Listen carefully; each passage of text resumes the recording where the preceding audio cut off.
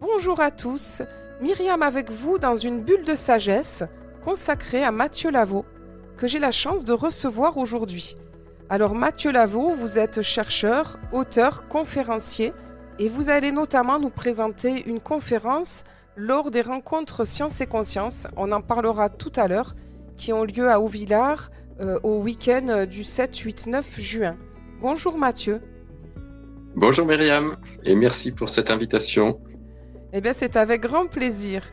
Alors Mathieu, vous êtes un passionné de géométrie dite sacrée et vous vous êtes tourné dans les années 90 vers l'étude des pyramides d'Égypte et leur lien avec les étoiles, révélatrice d'une véritable harmonie de l'univers.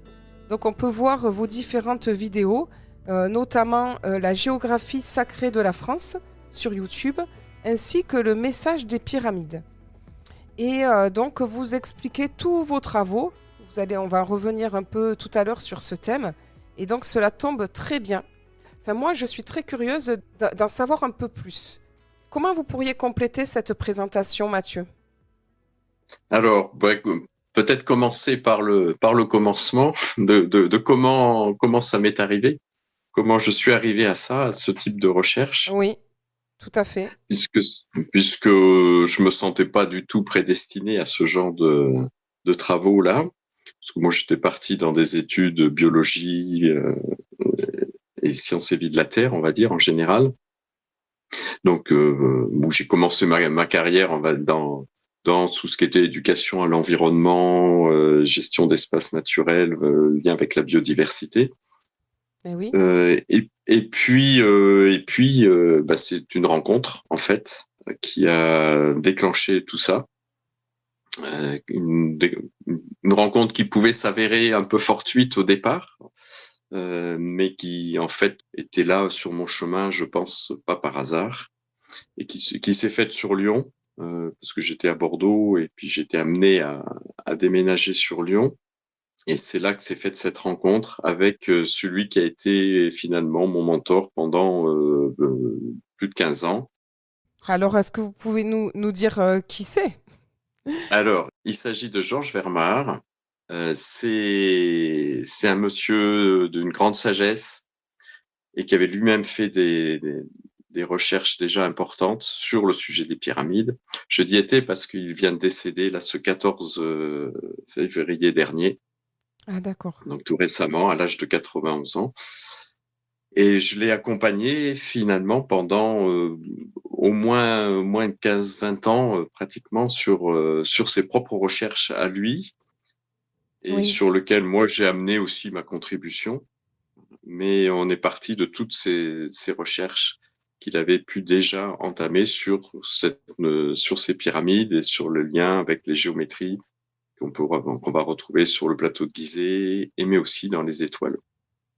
Ah oui. Donc ça a été vraiment le point de départ. Et Khéops, moi je connaissais que la petite histoire classique, comme on a tous, l'histoire des tombeaux, etc. Et là ça a été une grande remise en question de tout, de toute ma conception même du monde et de l'histoire de l'humain. Ah oui, C'est en pour dire. effet. Ah oui, en effet. Et alors, petite anecdote quand même, comment vous avez rencontré cette personne que finalement vous avez plus quittée? C'est quand même assez incroyable des rencontres comme ça. Alors c'était assez rigolo parce que donc avec ma compagne de l'époque, on arrivait sur Lyon, enfin Caluire plus exactement, et on voulait s'intégrer. On connaissait personne, donc on voulait s'intégrer un peu dans la ville. Et puis on avait décidé de chanter, s'inscrire dans une chorale. Mais il y avait 2 chorales à Caluire, et donc on a fait plouf plouf. Hein. Et puis finalement, ça a été dans la chorale qu'on a choisie, eh ben, il se trouvait qu'il y avait la fille de Georges Vermard. Et enfin une de ses filles. Et en discutant quelques temps après, elle s'est rendue compte qu'on s'intéressait quand même à des sujets un peu plus larges, qu'on se posait plein de questions. C'était vraiment le début des grandes interrogations existentielles, pour moi en tout cas. J'avais à peine 30 ans, hein, voilà. Et à ce moment-là, elle nous a proposé avec d'autres membres de la chorale une rencontre avec son père. Et on a dit oui, il est venu à la maison. Et là, bah, il y a quelque chose qui s'est ouvert. Et vraiment, j'ai cette sensation que une porte venait de s'ouvrir, d'autant plus que pas longtemps avant, j'avais eu une sorte de vision très claire, c'est un peu comme dans un rêve, vous savez, mais vous sentez que c'est autre chose. Et je me sentais dans un sas, et avec une porte à laquelle je n'avais pas accès. Et je sais pas ce qui s'est passé, mais quand Georges Vermar est venu, après ça, j'avais l'impression que la porte pouvait s'ouvrir. Ah oui. Et donc c'était très étrange comme sensation. J'étais pas habitué en tout cas à ce genre de choses. Et là, effectivement, ben voilà, on a été amené à se revoir. Alors non pas, il venait pas pour moi, mais pour ma compagne, qui s'était proposé de lui taper son livre, son premier livre. Et parce qu'à l'époque, il n'avait pas d'ordinateur, nous on en avait un, et elle s'était gentiment proposée pour lui taper, enfin finir de le taper, parce que quelqu'un avait commencé, mais ça n'avait pas pu se terminer. Et donc il venait pour elle. Et puis bah moi de fait, je me suis mis aussi dans la lecture de son livre, et petit à petit, je me suis imprégné. Quand il venait, bon, on avait des discussions.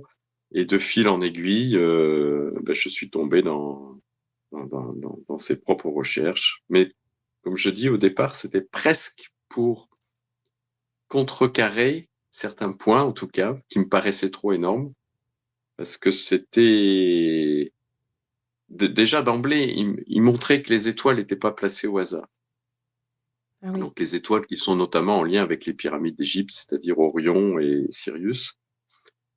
Et là, pour moi, c'était pratiquement impensable à l'époque, parce que ça nous amenait à la notion d'un Dieu créateur, d'un principe créateur, voilà, quelque chose qui faisait que tout était ordonnancé comme ça, même au niveau des étoiles, alors que pour moi, c'était voilà un peu le fruit du hasard qui faisait que les étoiles étaient positionnées comme ci ou comme ça.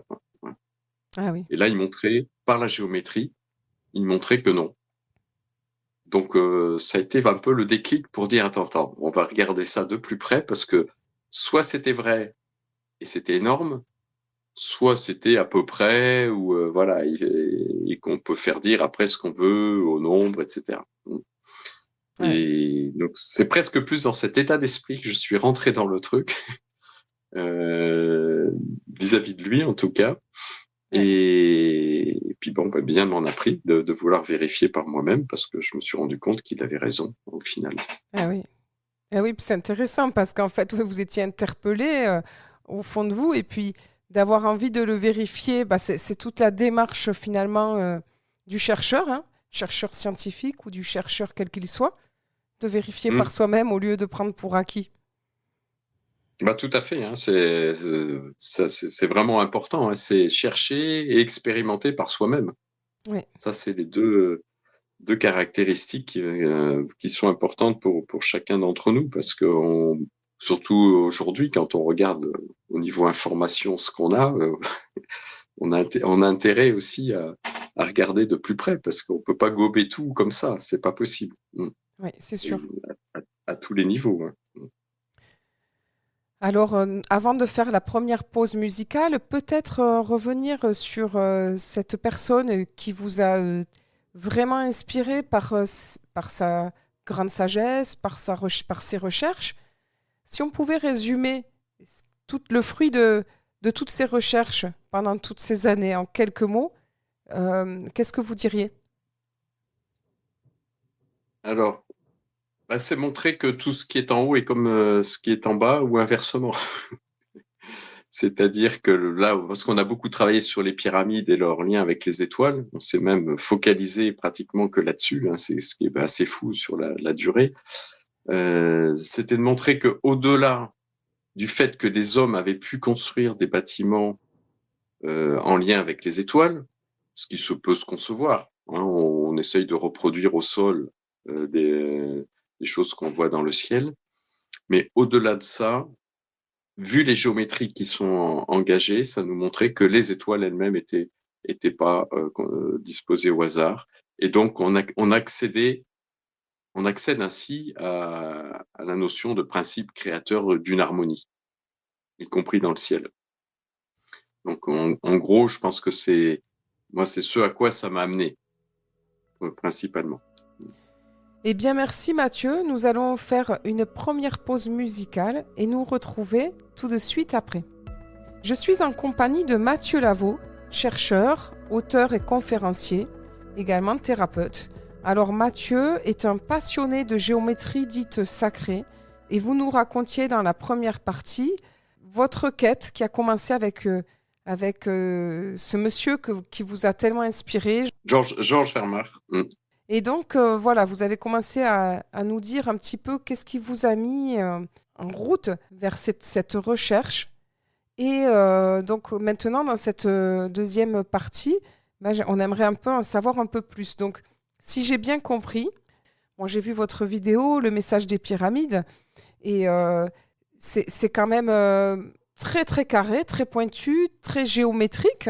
Et en même temps, c'est comme si vous aviez envie... Je me rappelle de ce livre, Dieu et la science. C'est comme si vous aviez envie de, quelque part, de prouver qu'il y a un ordre du monde. Est-ce que l'on pourrait le dire comme ça ? Oui, exactement. C'est ça. C'est vraiment chercher à prouver ou à se prouver, en tout cas, qu'il y a cette harmonie dans l'univers. Et pour vous dire, c'est pourquoi on a travaillé autant de temps avec toutes ces précisions, parce qu'on travaillait à plusieurs chiffres après la virgule avec Georges, parce que c'était justement pour montrer que c'était très très précis et que c'était pas de l'à peu près. Parce qu'à ce niveau-là, si on veut prouver, si tant est que cela soit faisable, il faut qu'on s'appuie sur des choses qui sont vraiment précises. Et donc, ça nous a amené vraiment à un travail en finesse. On peut même pas imaginer le degré. Je me contentais pas de l'à peu près, Georges non plus d'ailleurs, pour dire, lui, il recevait des intuitions, manifestement sous forme de géométrie. Ah oui. Moi, je regardais ça après par le calcul. Ah oui. Et on avait tout un schéma, une base de schéma où on superposait la constellation d'Orion et on mettait ça à l'échelle de la pyramide et on regardait. Quand on était à plusieurs centimètres dans les calculs, je disais là, Georges, à partir de 20-30 centimètres, ça commence à être juste. Est-ce qu'on retient cette forme, ce dessin-là ou pas On se posait plein de questions comme ça, jusqu'à quelquefois je lui disais non, ça c'est pas possible, il y a trop de différence, on est après presque 1 mètre à l'échelle de la pyramide, c'est pas valable.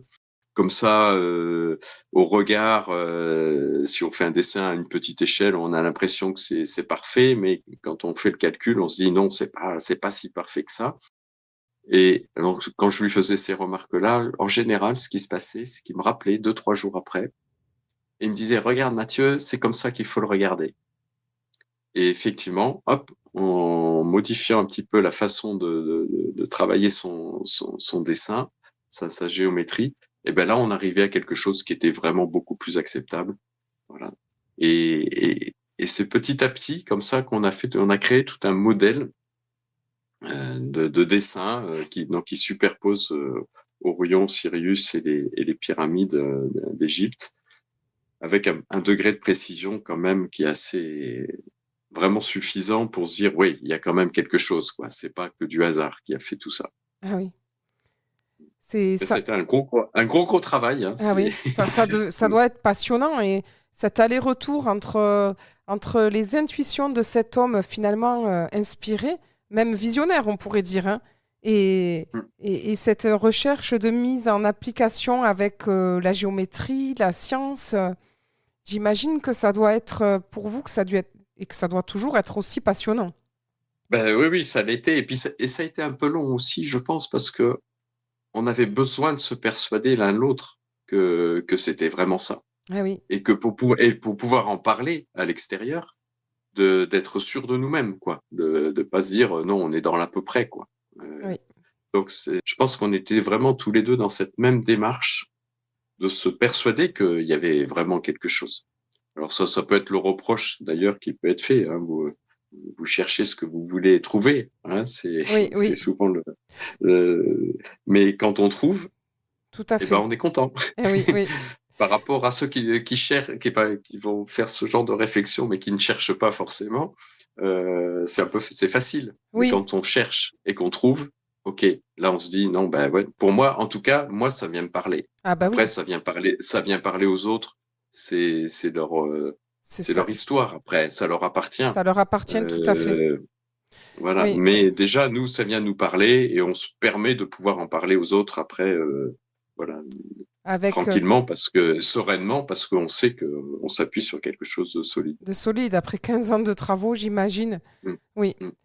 Ça, bah oui, tout ça me rappelle aussi un peu, bah, c'est déjà Albert Einstein à l'époque qui disait Dieu ne joue pas au dé avec la vie. Cette histoire de hasard. Et puis, Ah ben, et puis après, ben, quand tout vient au départ, bon, ça prend un peu de temps pour déjà se persuader, se conforter dans cette idée-là. Mais après, les choses, elles viennent d'elles-mêmes. Et c'est là qu'après, moi, j'ai eu d'autres éléments de recherche plus personnels après qui sont venus se greffer là-dessus et qui n'ont fait que confirmer à chaque fois. ah, alors, par exemple, si vous pouvez nous en dire un peu plus. Eh ben après la suite, ça a été sur la France. Après avoir travaillé sur l'Égypte Oui, et les pyramides, après, il y a eu tout le travail sur la France.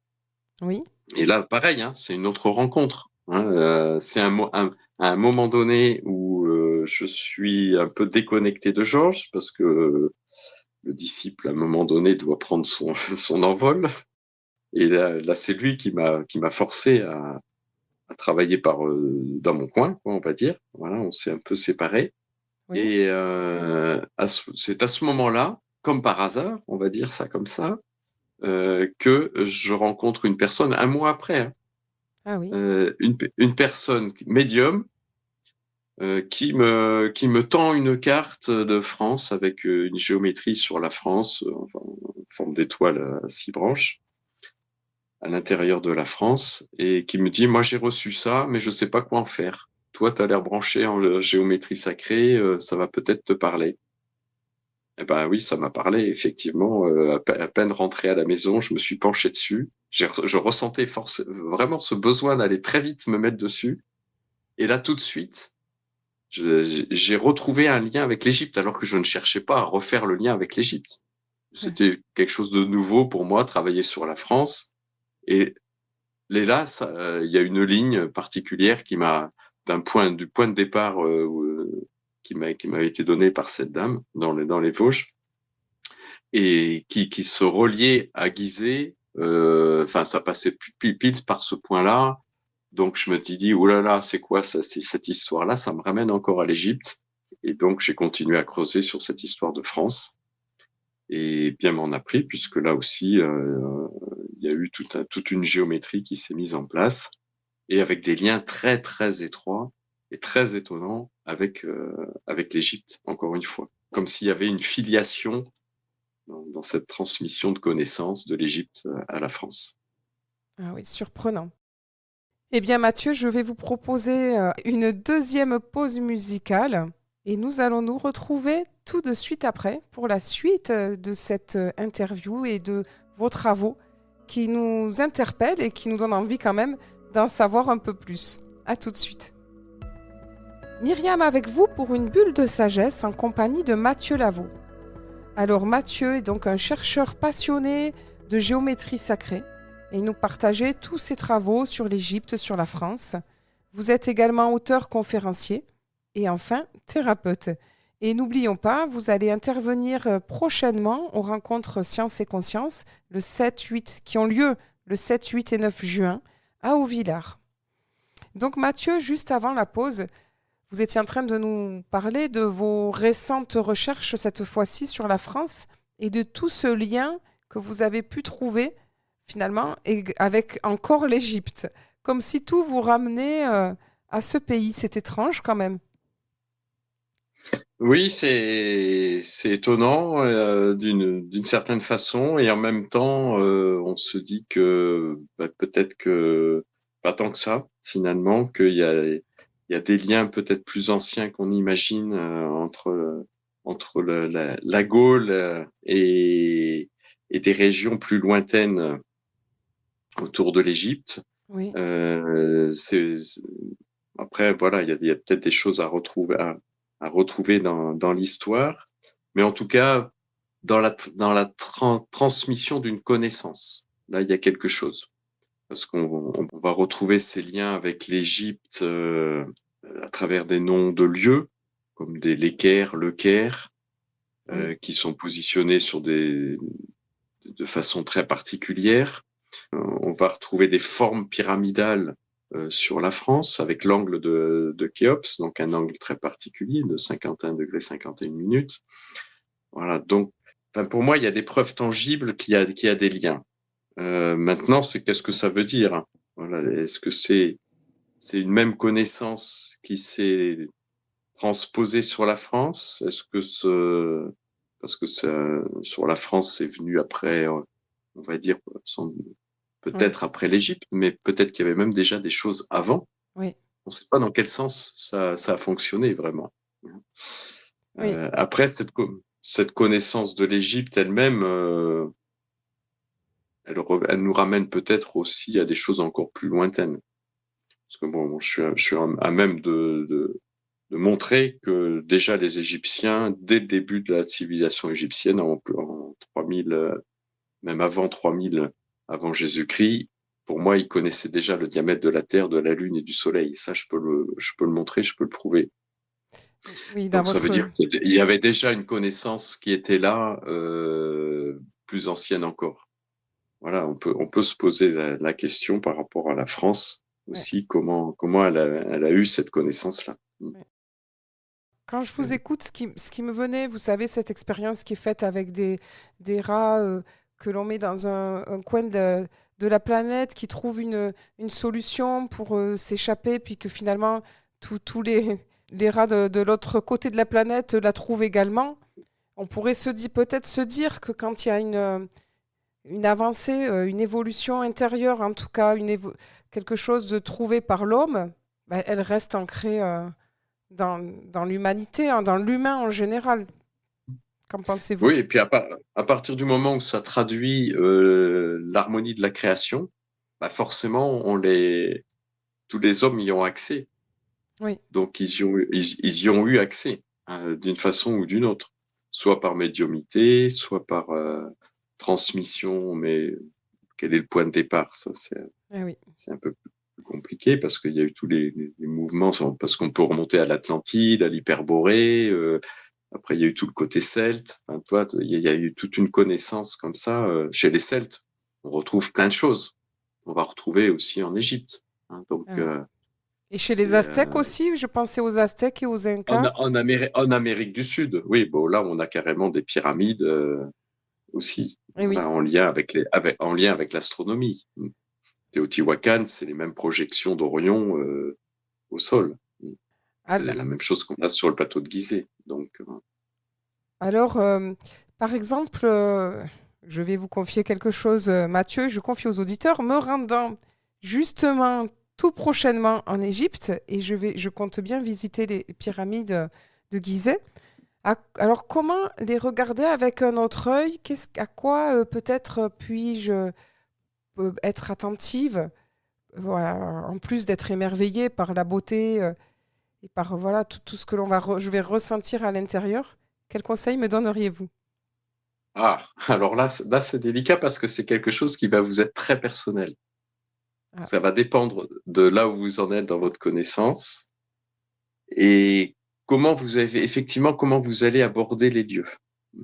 Parce que des lieux sacrés comme celui-là, effectivement, si on y va en simple touriste, on va pas du tout le vivre de la même façon que si derrière on est imprégné déjà d'une forme de connaissance et qu'en plus on sait comment les aborder. Ah Parce oui, que vous avez toujours tous les lieux sacrés, hein, que ce soit des pyramides, que ce soit des mégalithes, ou même des églises.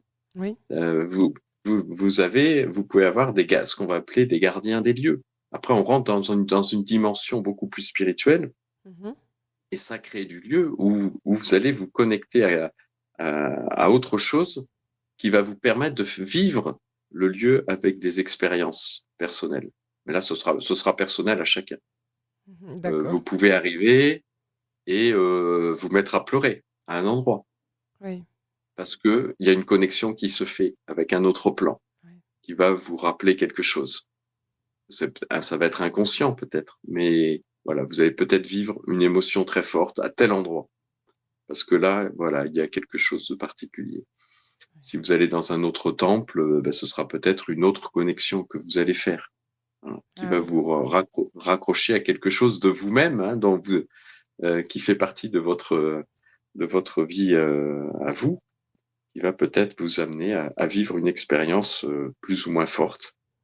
Il y a des lieux, hein, je l'explique dans la vidéo sur la géographie sacrée de la France. Quand je suis arrivé sur la montagne, au pied de la montagne du Bugarache, c'est une région qui est un concentré de tellement de choses, c'est incroyable cet endroit-là. Je suis arrivé, j'ai posé le pied, j'ai fait 50 mètres et j'ai pleuré, sans Oui. savoir pourquoi. Oui. Voilà. Donc parce que j'ai refait une connexion avec ce sentiment de se sentir chez soi en plus. Ah oui. Voilà, c'est très curieux. Non, Oui. mais ça va être propre à chacun. C'est-à-dire Oui, en c'est sûr. fonction de, Mais c'est très. je peux pas préfigurer de ce qui va vous arriver là-bas. Non, Et ce mais. sera peut-être pas au moment où vous vous y attendez Oui. le plus. Ah oui. Mm. Mais vous avez très bien répondu parce que ça donne vraiment, effectivement, tout un état d'esprit avec lequel on se rend sur ces lieux-là. Soit on s'y rend simple touriste, soit on s'y rend avec autre chose, déjà un respect, une découverte, déjà rien que ça. Et puis Mm. une envie de s'immerger dans un lieu qui a porté tellement voilà, de sacré, de civilisation. Donc effectivement, je pense que là, vous m'avez déjà bien aiguillé. Et en tout cas, ça donne un tout autre regard. C'est se laisser accueillir en fait par le lieu. Eh oui, ah oui. Se laisser C'est accueillir, lui, c'est très beau. c'est lui qui va vous accueillir et qui va vous faire vivre des choses. Ah ben, c'est très beau. Merci Mathieu. C'est un thème, je fais une petite parenthèse parce que j'avais interviewé avant vous Isabelle Sangel qui nous parlait de nos lieux sont vivants. Et je lui avais également posé cette question de ben, comment ça se passe pour les lieux qui sont porteurs comme ça, très forts, les lieux sacrés ou les lieux de pèlerinage ou les lieux. Et donc voilà, c'est une réponse que me faites également à cette première question. Bah là, on avait prévu un voyage en Égypte justement avec des amis, organiser un voyage et tout le parcours, il a été guidé en fait pour dire bah là, comme s'il y avait des choses à aller vivre sur ces différents lieux. Hein, et c'est sur l'ensemble du parcours qu'il y a tout. C'est comme un cheminement. Il faut le voir comme un cheminement dans lequel on va vivre des expériences, des étapes qui vont peut-être nous amener à quelque chose de plus grand, en tout cas d'une connexion, des prises de conscience plus importantes au fur et à mesure. Ça peut être tout un cheminement. C'est pas forcément juste un lieu. Ça peut être un cheminement à travers plusieurs lieux ou un Oui. cheminement sur un lieu même. Hein, dans des églises, on sait très bien il y a des parcours hein, à faire, aller de tel endroit, commencer par là et hop, faire un circuit qui va vous amener à une forme de transcendance hein, quelque part. Eh bien, merci Mathieu. En tout cas, se laisser accueillir, je trouve ça très beau. Je vais vous proposer quand même une troisième pause musicale parce que nous allons continuer à parler de quand même votre venue à Haut-Villars. Donc je vous propose cette pause et nous allons nous retrouver tout de suite après. Myriam avec vous pour une bulle de sagesse en compagnie de Mathieu Lavaux. Mathieu Lavaux, chercheur, auteur conférencier, notamment sur le thème de la géométrie dite sacrée et particulièrement autour des pyramides de Gizeh, de l'Égypte, mais également de la France. Enfin, vos travaux nous amènent, nous font voyager finalement, même jusque dans les étoiles. Et alors, tout à l'heure, vous me donniez quelques conseils pour, en tant que touriste, alors pas en tant que touriste, justement, comment pouvoir se rendre dans ce lieu sacré, dans des pyramides, avec une autre attitude, un autre état d'être, comment me laisser accueillir par le lieu. Eh bien, Mathieu, je vous dirai comment cela s'est passé, puisque nous nous verrons certainement aux rencontres Sciences et Conscience à Houvillard le premier week-end de juin, c'est-à-dire en fait le week-end de Pentecôte. Et donc, j'aimerais que vous nous en parliez un petit peu plus. Vous venez le dimanche 8 juin, si je ne me trompe pas. C'est ça, le Voilà, dimanche à 14h. à 14 heures. Et vous allez animer avec votre compagne deux conférences. Enfin, vous allez animer tous les deux une conférence avec Oui, chacun un thème, on va dire. mm. Oui, ça va être donc on est sur la notion du féminin la thématique de ces rencontres, c'est sur le féminin et donc on va être amené qui dit féminin dit aussi masculin. Eh oui. Donc il se trouve qu'avec ma compagne, nous avons travaillé sur un autre sujet, mais toujours en lien avec la France, c'est avec la langue française Ah, cette fois. Donc, et ce qu'on va appeler la primosophie. Donc, primo sophia, sagesse première. oui. Et c'est un outil qui vient compléter vraiment toutes les autres recherches, à la fois sur les de géométrie, sur les pyramides, sur le plateau de Gizeh, sur les étoiles, sur la France elle-même, parce que c'est un outil qui va nous permettre de conscientiser certains éléments. C'est une guématrie, en fait, pour expliquer rapidement de quoi il s'agit. C'est une guématrie. Donc, le principe, on remplace les lettres par les nombres. Mais au lieu de prendre A égale 1, B égale 2, C égale 3 et Z égale 26, Oui. on va prendre les 26 premiers nombres premiers, ceux qui se divisent que par 1 et par eux-mêmes. Oui. Et donc, on arrive à Z 97. Donc, ce sont des nombres très particuliers qui ont cette caractéristique donc d'être divisibles que par 1 et par eux-mêmes, dont on ne sait toujours pas d'ailleurs comment ils s'agencent dans la suite de tous les nombres, parce que c'est très aléatoire dans la suite. Si on prend la suite des nombres, de l'ensemble des nombres premiers, ils apparaissent de façon très très aléatoire. On sait pas à quel moment exactement on va voir le suivant. Hein. On n'a pas une règle mathématique qui permet de le définir encore. Donc, ils ont un peu cette particularité-là, une part de mystère qu'on cherche encore à découvrir. Et donc, en appliquant cette guématrie à la langue française, alors je précise bien, oui, à la langue française, parce qu'on peut l'appliquer à d'autres langues, mais on n'aura pas du tout les mêmes types de messages. On va découvrir, on va faire des associations, en fait, de mots qui ont des mêmes nombres ou des mots qui ont des nombres miroirs. L'exemple le plus classique que je prends, c'est le mot bien qui va totaliser 69 ou le mot mal qui va aussi totaliser 69. Donc on peut se demander si c'est un simple hasard, parce que ça dessine le yin et le yang en même temps. Ah oui. Donc, ce qui est noir et ce qui est blanc et inversement. Hein. Donc vous avez cette association bien-mal, par exemple. L'autre association, donc jeu de miroir, par exemple Dieu 102, Lucifer 201. Et comme on parle de la France et aussi de lieux sacrés en France, vous avez le Mont Saint-Michel, hein, qui est un lieu important, où il y a aussi des géométries en lien et des liens avec les pyramides d'Égypte. Oui. Eh bien, Saint-Michel, celui qui terrasse Lucifer, eh ben lui totalise le mot, l'expression Saint-Michel, hein, si je prends les chiffres qui correspondent à S, A, I, N, T, et Michel, etc., je vais avoir un total de 303. Et 303, ben, c'est l'association de Dieu qui totalise 102 et de Lucifer qui totalise 201. Ah oui. Donc comme si l'archange faisait le lien entre Dieu et Lucifer. Hein, il maintient Lucifer en bas, il le tue pas, hein, il le maintient en bas et et il pointe son doigt ou sa lance vers le haut, donc enfin, en lien avec Dieu. Donc, c'est des associations comme ça.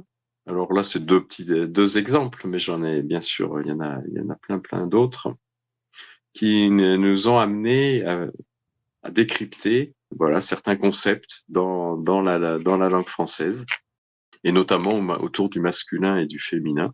Ça, c'est Cathy qui le développera davantage, parce qu'on va se rendre compte que les nombres qu'on va trouver pour masculin sacré, féminin sacré sont complémentaires, principe masculin, principe féminin aussi, etc.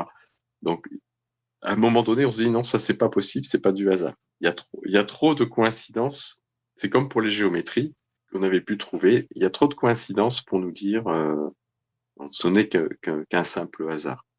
Même si parmi tous les nombres on peut associer à des mots, enfin tous les mots qu'on va pouvoir trouver, ben il y a les correspondances vont pas forcément matcher.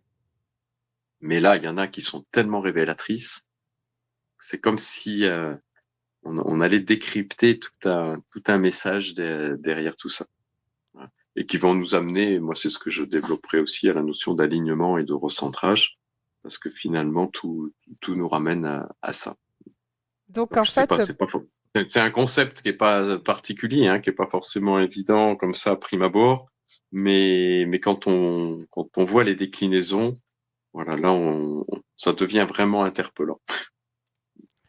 D'accord, donc vous allez nous présenter tout ça le dimanche 8 juin.